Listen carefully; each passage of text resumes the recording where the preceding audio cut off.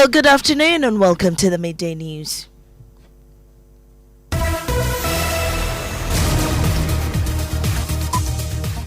The news is live on Joy 99.7 FM. Hits 103.9 FM here in Accra, Love 99.5 in Kumasi, and streaming worldwide at myjoyonline.com, X Spaces, and YouTube. Also live in all 16 regions of Ghana via partner stations, including Radio Max in Takrady, ATL FM in Cape Coast, Volta Premier Hall, Radio Justice Tamale Jakpa FM Wikpe, KTU Radio Koforidua Sky in Sunyani, Dreams FM Bolkatanga, and Radio Max Takrady. Coming up, the Ghana Private Road Transport Union suspends its planned 30% fare increase pending the outcome of the next fuel price review. Our investigations, prove to us that even the next price is likely the fuel price may go up again. So we are still holding on, with the decision of this 30% increment proposal. Well, we have details as experts warn fuel prices could rise further between 18 cities and 19 cities per litre by the end of the week if tensions in the Middle East persist. Also this afternoon, as Ghana moves to enforce a complete ban on the use of Styrofoam, traders dealing in the product appeal to the government for subsidies and support, saying they are unlikely to sell off their remaining stock before the deadline. We have more as we bring you the EPA's recommended alternatives to Styrofoam. Also, private legal practitioner Ken Crunchy is rejecting suggestions his Supreme Court case challenging the presidential term limits is meant to secure a third term for President John Dramani Mahama. You see, it's not about a third term. It's about whether he is eligible to stand for another term. And as far as your reading is concerned, he's eligible to. That may be the effect.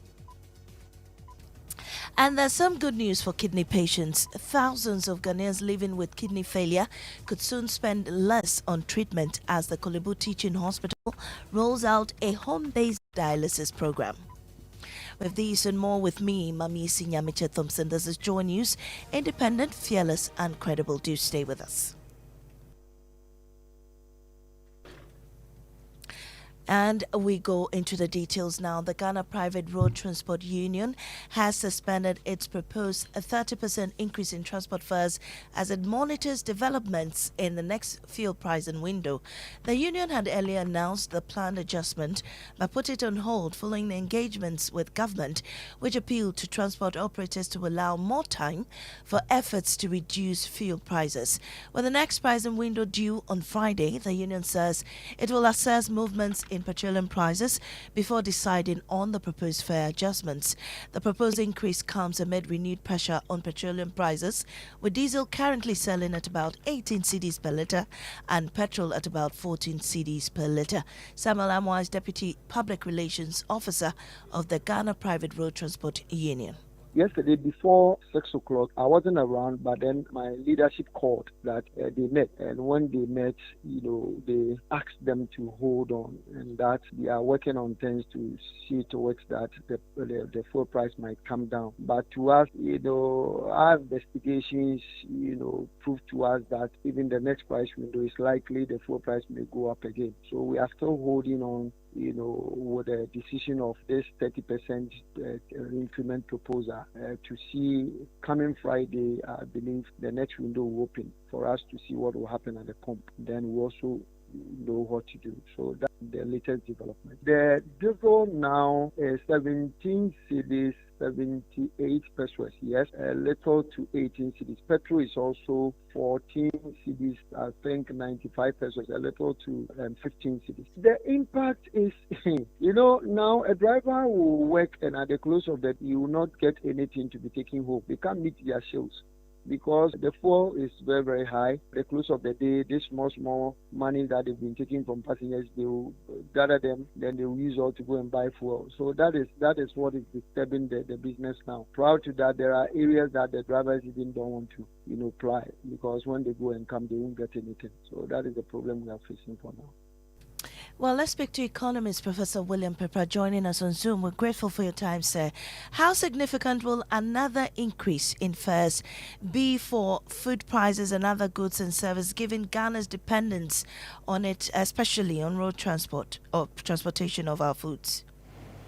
Good afternoon, and for having me. So this is going to be a major challenge because we all know when fuel prices are increasing in Ghana, it has an impact on transport, and then it will straight away will affect distribution of food, and then from it will also affect other consumer items. The challenge is that it's going to affect the general pricing index and also lead to a major challenge in general price items in Ghana. Another impact, as we see this happening, is going to put pressure on importation of the cost of importing fuel is going to go high, and this will also going to affect balance of payment account at the central bank, where currency leading to a cedi devaluing.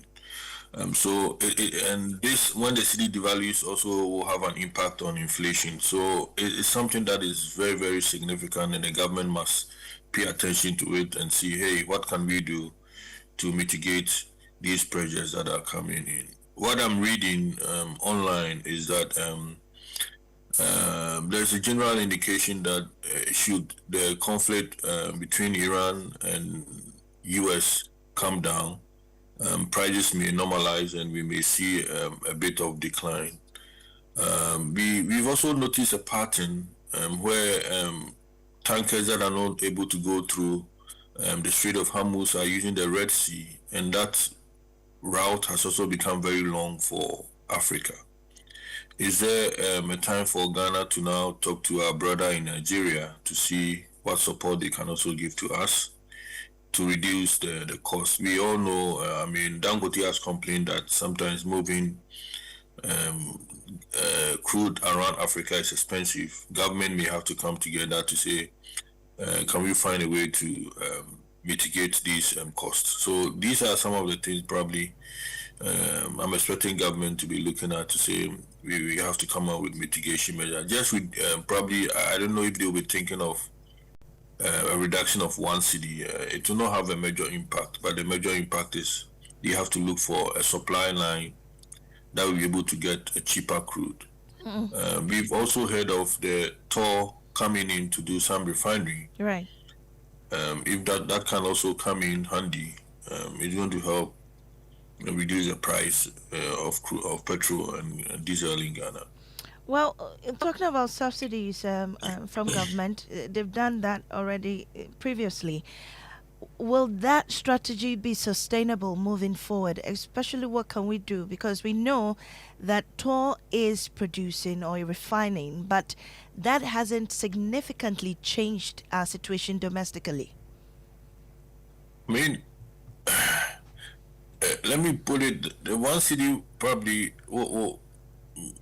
just a way to mitigate the pressures, and then probably to slow down transporters increasing the price. But from the look of things, it look like transporters, if it continues this way, they may come out and still increase the price. The signal effect is more important if government decides to go on that route to say let's do something like that. But I'm foreseeing that with the coming election in the U.S., where the Republican government wants to do something to win the elections, probably they may go to the negotiation table with Iran, and indication from IEA point to the fact that they expect the future Brent crude prices to come down if the negotiation starts. And so, yes, doing something about it, 1 cedi will help, but global impact is also something that is significant. All right, grateful for your time, Professor William Pepper. He is an economist. Well, there are concerns that fuel prices could rise further, with diesel projected to reach 19 cedis per litre by the end of this week if current international market conditions persist, as Professor William has said. Well, Executive Director of the Chamber of Petroleum Consumers, Duncan Amo, says government's decision to have local refineries process Ghana's crude may be limited impact or may have limited impact on pump prices if the crude remains dollar indexed. I was of view that government saw this coming, and for which it decided to get some of the refineries, Central and Tor, to process our local crude. But when we met with Tor last week, the indication we got was that they are simply doing a commercial transaction, which is to say that they are paying for real-time prices for the crude, and again, they are also paying in the dollar index. So back to the question of the cedi. Just a week ago, the cedi was struggling. If you put that together with international benchmarks going up, the effect is what you are seeing at the pumps. But I am hopeful that the government will come to some decision on how to intermediate so that we do not get to the 19, the 20, and again the 15, the 16 for petrol and diesel. If that happens, I do not see how government could be able to cool it any further because, again, the cedi is dragging, international benchmarks are also dragging on prices. Well, Duncan Amwa is proposing that government targets tax reliefs and the activation of a strategic petroleum reserve. Government will need to look at it again from the side of supplying crude to the local refineries. Again, government still has the option of intervening with some of the taxes, like it did not long ago. Thirdly, government should look at the strategic reserve program and ensure that we do not continue to sleep on it. Put some few percent somewhere that you can have a program where in times when prices are lower, government can use that fund to buy and store products with the bulk oil storage and transportation to ensure that when you get to such times when prices are looking quite steep on the international market, government could intervene with already refined products that they can put out for the OMCs to be able to contain prices. Any of these three propositions, I'm sure government could intervene positively on the market. And you heard that Duncan Amwa, he's with COPEC. The education think tank, Africa Education Watch, is urging government to resist rushing the rollout of Ghana's revised kindergarten and primary school curriculum, warning that the reforms will fail without adequately trained teachers, sufficient learning materials, sustainable financing, and a phased implementation plan. Government's revised kindergarten and primary school curriculum seeks to improve learning outcomes by shifting classroom teaching from rote memorization to critical thinking, creativity, collaboration, and problem solving. But Africa Education Watch says this cannot be rushed. And let's speak to Kofi Asari, and he's with Africa Education Watch. Thank you very much, Kofi. Government says this curriculum is designed to prepare children for technology-driven future, including introducing artificial intelligence. You say that it shouldn't be rushed. How realistic or how appropriate should this program progress? Well, thank you. It is within our contemplation that, and most importantly, drawing from the lessons from the introduction of the current curriculum in 2019, that having critical building blocks relevant for implementing the curriculum being in place, and also a stringent monitoring mechanism that fits into continuous improvement is the two are critical in ensuring curriculum success. Curriculum success in Ghana has very little to do with the content. It has more to do with the implementation plan. So, cognizant of how the previous rushed, no textbooks and that, we are minded that the point that the government publishes a curriculum implementation readiness plan, clearly defined activities, responsibilities, timelines, reporting requirements, etc., so that we don't box ourselves into the corner and simply say that the government is giving us 1 year to start rolling it out. No, but it should be government is saying they will do A, B, C, D, and E before rolling it out. So if it takes 3 years for government to ensure teacher preparedness, to ensure that teaching and resources are available, to ensure that there's a robust monitoring and evaluation framework in place, to ensure that NACA is empowered to monitor and provide support towards the curriculum rollout, then it should take 3 years. So it's a matter of having milestones determining when implementation readiness is determined, rather than having calendar timelines. Right. And if government insists on implementing the curriculum in the 2027-2028 academic year, what specific benchmarks should be met first to ensure pupils are genuinely benefiting from that curriculum? The first is that the government must ensure that all teachers are adequately trained and are ready to uptake the curriculum.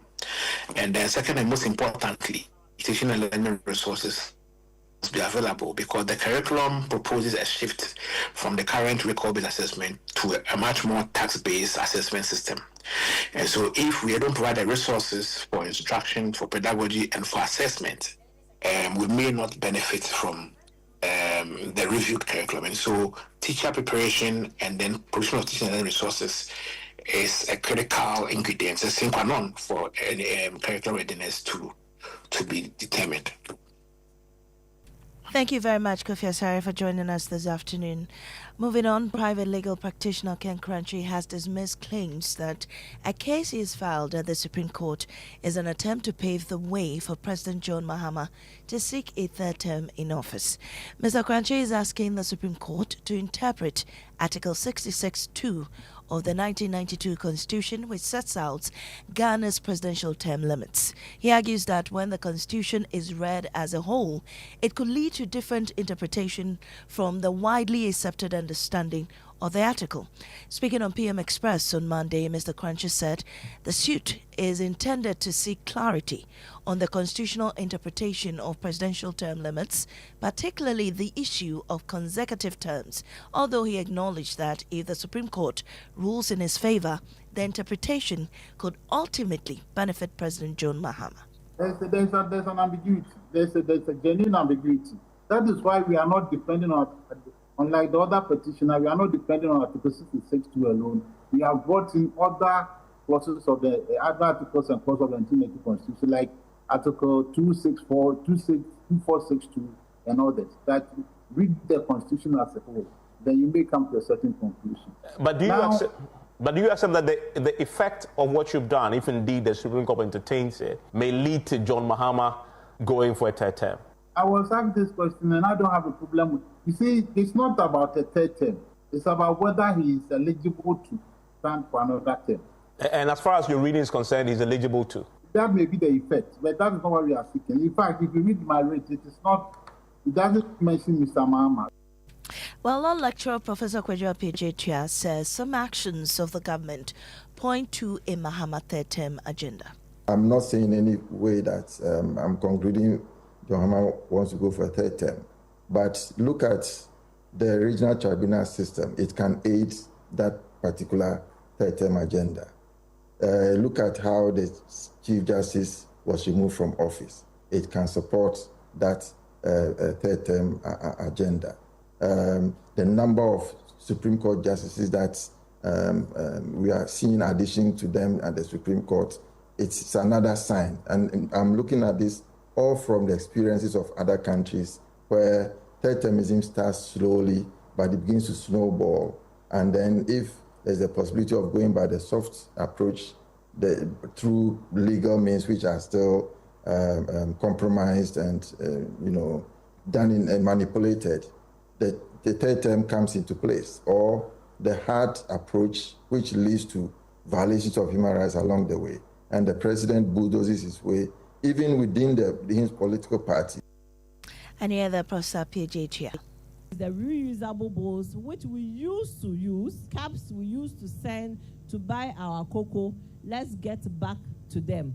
Again, we have very presentable paper packs.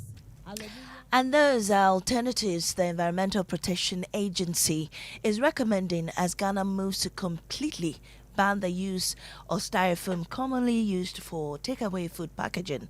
At a sensitization program to educate traders and other stakeholders on the impending ban, the EPA urged sellers and users of the product to comply with the new directive. But before we hear from the EPA, listen to the concerns of traders who sell styrofoam products.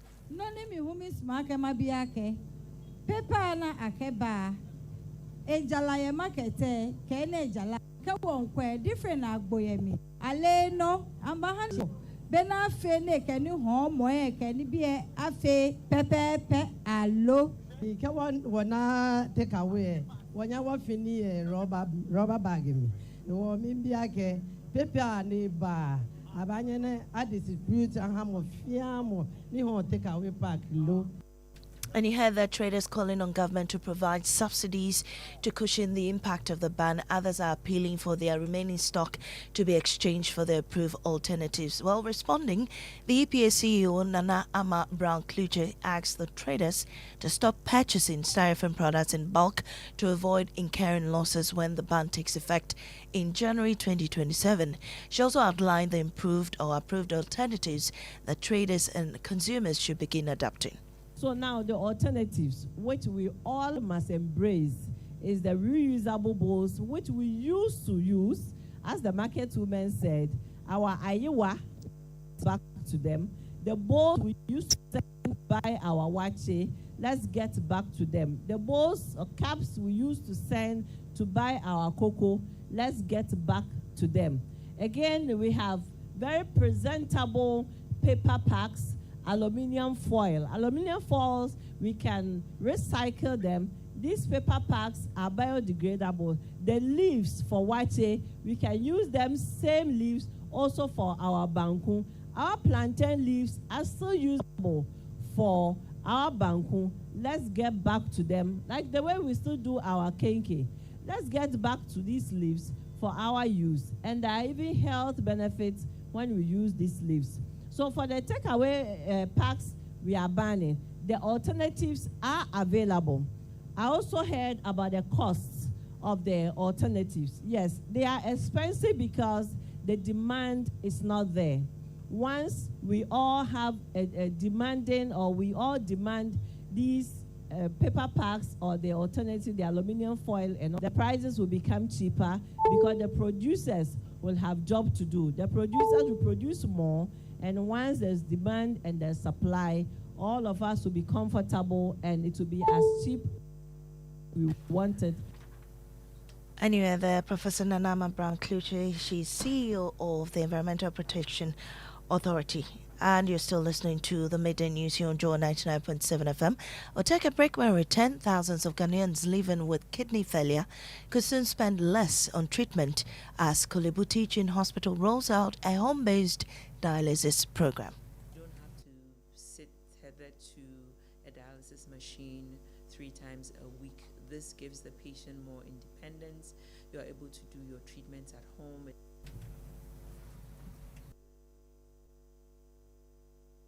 In the morning, I brush my teeth with Kale Charcoal toothpaste. This gives me confidence all day. Anytime you meet Amma, don't be surprised I smile showing my beautiful white teeth because I don't have cavity thanks to Kale Charcoal toothpaste for its natural charcoal properties. In fact, we are like twins. I can't go without my Kale Charcoal toothpaste. That be why I dey use Kale Charcoal toothpaste morning and night when I dey go bed safe. It dey make my teeth white where it dey comot every scent from my mouth inside. My confidence level they go up, so I dey show my 32 teeth all.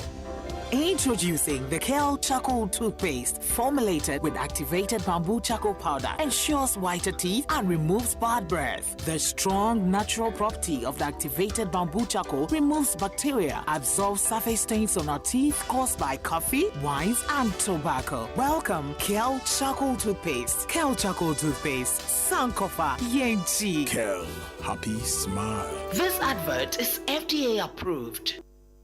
Upgrade your print game with Konica Minolta, proudly powered by SkySat Technologies. From all-in-one machines that print, scan, and copy to professional systems and heavy-duty production machines, we deliver unmatched performance. Right now, SkySat has an unbeatable offer.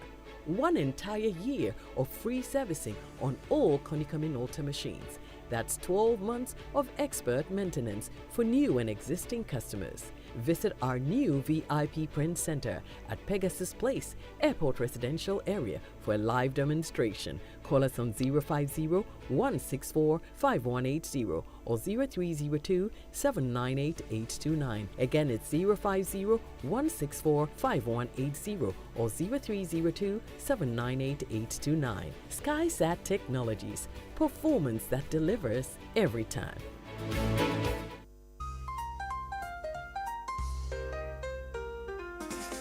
Welcome to White Restaurant and Garden right here in Accra. We are redefining fusion. Imagine the elegance of classic French-Italian mastery beautifully balanced with the vibrant warmth of African herbs and spices.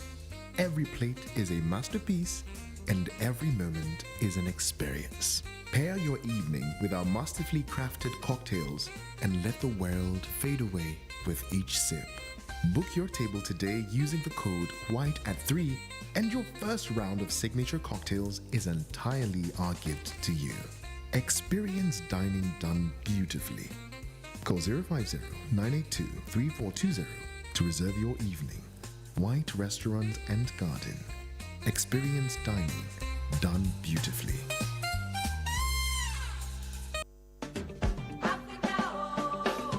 Get ready. The Joy News Habitat Fair is leveling up.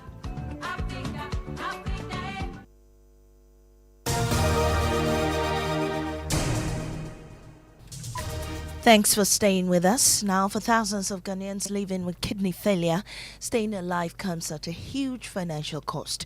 Many spend thousands of cedis every month on dialysis while traveling long distances several times a week just to receive treatment.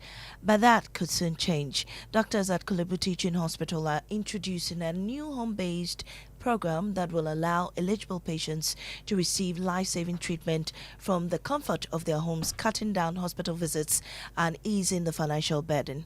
From the Joy News Health Desk, here's Namoko's report read to you. For many kidney failure patients, dialysis is a lifeline, but it is also one of the most expensive treatments they have to undergo. Beyond paying for every dialysis session, patients often spend money on transportation and lose valuable hours traveling to and from hospital several times each week. For some families, the financial burden becomes too much to bear, forcing patients to delay or even miss treatment. Doctors believe that needs to change. The Kolebu Teaching Hospital, in collaboration with the Komfanochi Teaching Hospital, Bank Hospital, and kidney specialists from the United States, has introduced peritoneal dialysis, an alternative form of dialysis that allows eligible patients to safely manage their treatment at home after receiving specialized training. Nurse educator for the peritoneal dialysis pilot program, Matilda Adams, explains how the treatment works. Peritoneal dialysis is not a new form of treatment. It's an old practice, very effective, allows patients to be more independent as opposed to being tethered to a machine 3 times a week. Sangeeta Hingurani, professor pediatrics at the University of Washington, says the new approach is designed to make dialysis more accessible and less burdensome for some patients. Apart from reducing the need for frequent hospital visits, home-based dialysis is expected to lower transportation costs, give patients greater flexibility in their daily lives, and improve access to treatment, especially for those living far from dialysis centers. The program has started with a pilot involving 50 patients. Medical teams will closely monitor participants to assess the treatment's safety, effectiveness, and its impact on their quality of life before considering a nationwide rollout. Now, Chairman Wontumi, who was a vocal critic of then-candidate John Mahama, says he's reflected on some of the things he said during the heat of the political contest and is prepared to make amends. Speaking in an interview with the media, the NPP stalwart said his willingness to apologize is not an indication that he has abandoned his political beliefs, but rather a recognition that some of his comments may have crossed the line. The Makaya is a mention saying a futu, Nasa mention saying a chaupa, Anna, means also Emma a chaupa. And Yamakra to me a year, it may catch a massa we are sorry. How much more the first gentleman of the land? Or the sentimental sense. Michiano, he's our president. Abra, na ope no dear, na sabreno. Na ya dear, I was a me juma at the mommy party.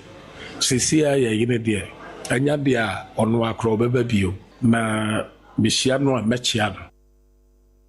Well, that takes us to what's trending. Adobia Sari is here. Adobia. Yes, Maame. A story making waves on X currently is about the AME, that's Accra Metropolitan Area Task Force, arresting some drivers around the Kingsway, Accra CBD area for illegal fare hikes. I don't know if you've experienced. Okay, as for you, you drive your own car. So those of us who are trust kick warriors, these drivers are really breaking our necks. They have been charging, exorbitant fares, and then this morning drivers are being arrested around the Accra Kingsway for that, and then comments are pouring in from those who use commercial vehicles that I do take commercial vehicle. People are in agreement with and what is going on, and they want it to continue. Some of them are even giving suggestions that these people shouldn't just go to prison. They should be made to sweep from Accra to Kaswa.